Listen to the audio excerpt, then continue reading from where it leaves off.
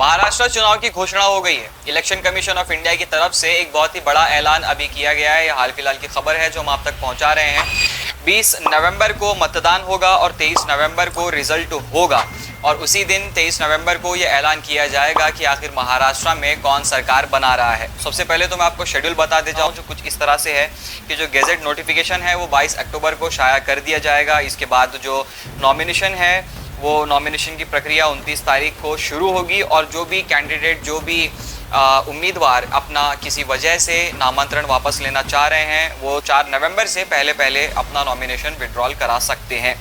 अब बहुत ही बड़ी खबर ये इस समय की है, इलेक्शन का राजनीति का जो मैदान है वो पहले से गरमाया हुआ था। महायुति सरकार की तरफ से कई बड़े बड़े ऐलान भी किए जा रहे थे। इससे पहले अगर आपने हमारे चैनल को फॉलो करते हैं तो आपने वो वीडियो देखा होगा जब लाडली बहन योजना के लिए यहाँ सोलापुर मध्य में भी एक बहुत ही बड़ा प्रोग्राम किया गया था। कई जगह पर पोस्टर्स भी आपने लगे हुए देखे होंगे। महाराष्ट्र में जो महायुति की सरकार है उसकी तरफ से बड़े बड़े बैनर लगाकर जो भी उन्होंने वादे किए थे जिसमें से जो काम पूरा हुआ है उसके बैनर लगा करके आवाम को रुझाने की कोशिश की जा रही है और इलेक्शन से पहले ये चीज़ें होनी भी। एकनाथ शिंदे की तरफ से एक बहुत बड़ा ऐलान किया गया था हाल फिलहाल में, जब ऐलान ये हुआ था कि मुंबई में जो गाड़ियां दाखिल हो रही हैं, एसयूवीज़ हैं, स्वीडन है, ये एक स्पेसिफिक लिस्ट थी, उसमें कुछ गाड़ियां दर्ज थी, उनको टोल टैक्स नहीं देना पड़ेगा। बहुत ही बिजी वो टोल रहता है, बहुत सारी गाड़ियां मूव करती हैं मुंबई की तरफ, एक बहुत ही बड़ी राहत की बात थी।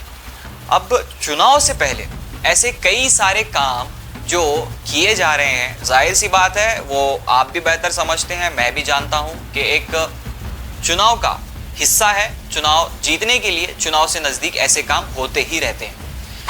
एक दिलचस्प बात इसमें देखने वाली ये है कि जब दूसरे जगह पर दूसरे राज्यों में जब किसी सरकार द्वारा ऐसे कुछ ऐलान किए गए थे, खासकर दिल्ली का एक बहुत बड़ा एग्जाम्पल है, जब केजरीवाल सरकार ने कई सारे ऐलान किए थे बिजली मुफ्त देने का, पानी मुफ्त देने का, तो वहाँ पर सीधे सीधे ये बात कही गई थी सत्ता पक्ष के द्वारा कि फ्री में चीज़ें बांट करके जनता के वोट वसूले जा रहे हैं। अब वही मॉडल जब महाराष्ट्र में लागू हुआ तो अब सरकार की तरफ से या फिर बीजेपी की तरफ से जाहिर सी बात है कोई भी ऐसी टिप्पणी नहीं हुई है। इससे पहले कांग्रेस पर भी खुला वार किया गया था कि लड्डू बांट कर आप जनता का वोट लेना चाह रहे हैं, जो कि गलत बात है।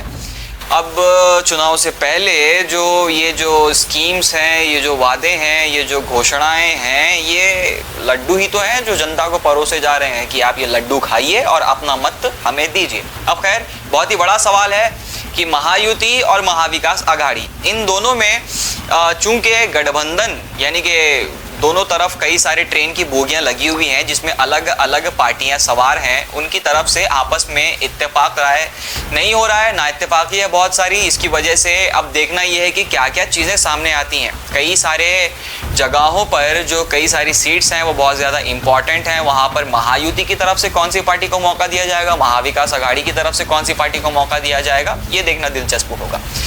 सिर्फ सोलापुर मध्य की अगर मैं बात करूं तो यहाँ पर महज एमआईएम की तरफ से अभी तक एक उम्मीदवार हैं जो ऑफिशियली अनाउंस्ड हैं, वो है फारूक शाब्दी। बाकी जो महाविकास आघाड़ी है यहाँ पर जो आमदार थी पहले प्रणीति शिंदे, वो तो अब खासदार बन गई हैं, तो अब उस पर भी नज़र है लोगों की कि आखिर टिकट किसको दिया जाएगा।